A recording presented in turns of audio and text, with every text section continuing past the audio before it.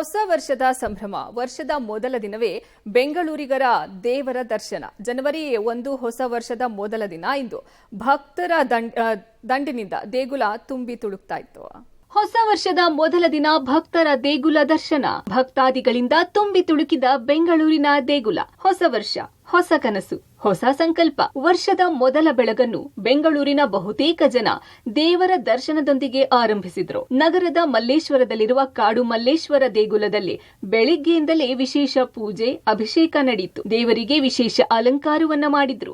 ದೇವರ ದರ್ಶನ ಪಡೆದು ಭಕ್ತರು ಪುನೀತರಾದ್ರು. ಇವತ್ತು ವರ್ಷದ ಮೊದಲ ದಿನ, ಹೀಗಾಗಿ ಸಾಕಷ್ಟು ಜನ ಭಕ್ತರು ದೇಗುಲದತ್ತ ಹರಿದು ಬರ್ತಾ ಇದ್ದಾರೆ. ನಾನೀಗ ಕಾಡು ಮಲ್ಲೇಶ್ವರ ದೇವಾಲಯದಲ್ಲಿದ್ದೀನಿ.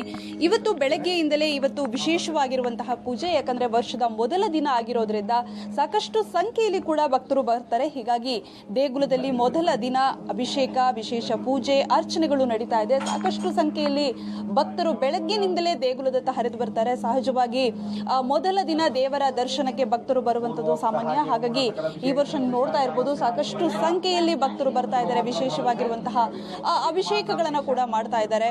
ಸೊ ನೋಡ್ತಾ ಇರ್ಬೋದು, ಸಾಕಷ್ಟು ಸಂಖ್ಯೆಯಲ್ಲಿ ಜನ ಕೂಡ ಇದ್ದಾರೆ. ಸರ್, ವರ್ಷದ ಮೊದಲ ದಿನ ದೇವರ ದರ್ಶನಕ್ಕೆ ಬಂದಿದ್ದೀರಾ, ಏನ್ ಹೇಳ್ತೀರಾ? ಎಷ್ಟು ಖುಷಿ ಅನ್ನಿಸ್ತಾ ಇದೆ? ತುಂಬಾ ಖುಷಿ ಆಗ್ತಾ ಇದೆ. ವಿಶೇಷ ಪೂಜೆ ಇರುತ್ತೆ ಇವತ್ತು. ತುಂಬಾ ಕಾಡು ಮಲ್ಲೇಶ್ವರ ನೋಡಿ, ಒಟ್ಟು ಇಲ್ಲಿ ಅಲಂಕಾರ ನೋಡಿ ತುಂಬಾ ಖುಷಿ ಆಯ್ತು.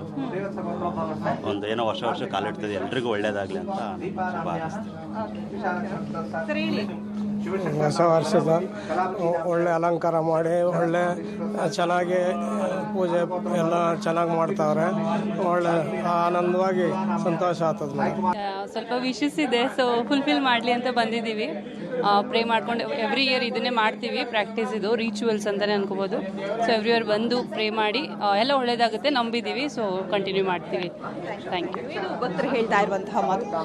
ಇನ್ನು ಗಂಗಮ್ಮನ ಗುಡಿ, ದಕ್ಷಿಣ ತೀರ್ಥ ದೇಗುಲದಲ್ಲಿಯೂ ಭಕ್ತರು ರಸ್ತೆಯಲ್ಲಿ ಸರತಿ ಸಾಲಿನಲ್ಲಿ ನಿಂತು ದೇವರ ದರ್ಶನವನ್ನ ಮಾಡಿದ್ರು. ವರ್ಷದ ಮೊದಲ ದಿನ ದೇವರ ದರ್ಶನದಿಂದ ಇಷ್ಟಾರ್ಥ ಸಿದ್ಧಿಯಾಗುತ್ತೆ, ಬದುಕು ಬದಲಾಗಲಿದೆ ಅನ್ನೋ ನಂಬಿಕೆ.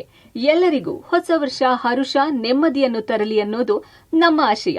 ಪವಿತ್ರ ಕಡತಲ, ಪಬ್ಲಿಕ್ ಟಿವಿ, ಬೆಂಗಳೂರು.